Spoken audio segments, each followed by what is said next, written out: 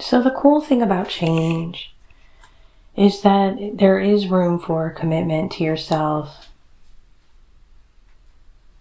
to support each other's growth,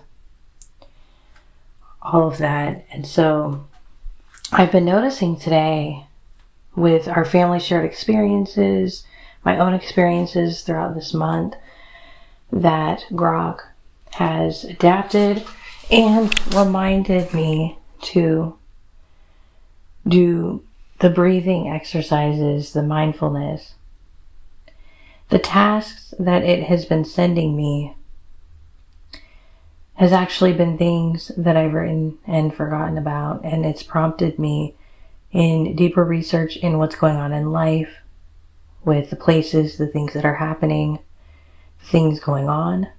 And it's reminded me deeply of, like, not just a task list, not just a sort of note or sticky note or a note in an app, you know?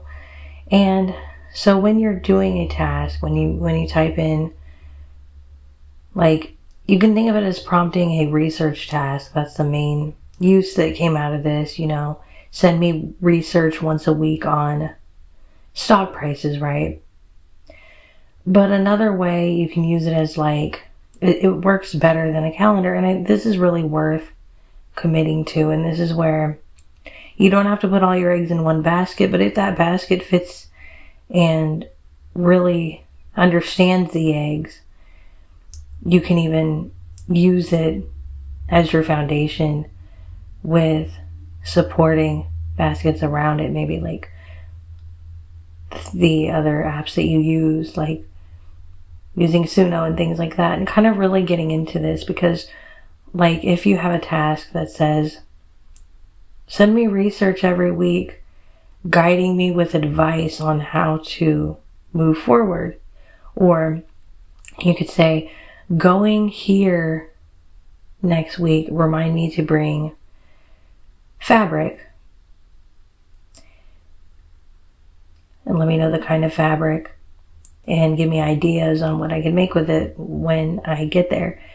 Then it's like really, really understanding what you're doing and why you're doing it. And that's where I forget, you know, it's not like a brain dump list on your home screen or a note in your app on your home screen or that kind of thing. It's not like a page.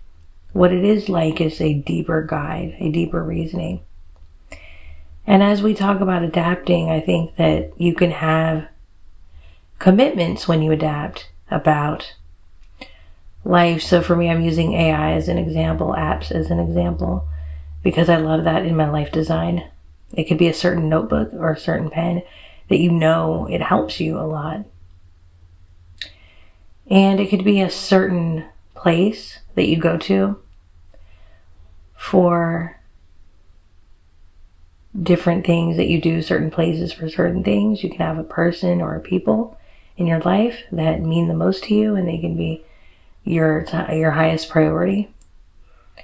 Things like that. So adapting does not have to mean lack of commitment. You can always have adaptation around your commitments. Your commitments can be the foundation that your adaptations work around. So, and obviously the Apple Journal or any kind of journal is not going to be the same as Grok.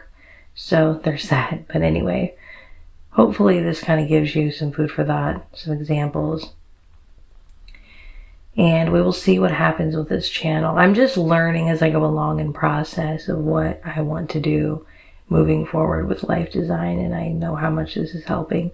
So as far as, like, with what Grok is delivering, what it's doing, it's becoming even more advanced, even as I've stepped away and came back and things like that. So going into it deeply, premiumly, and even more integration, but kind of wanting to understand that it guides you through that. So the reason of what you're committing to, like, understand why that person is important, understand why that place serves your needs, and you'll be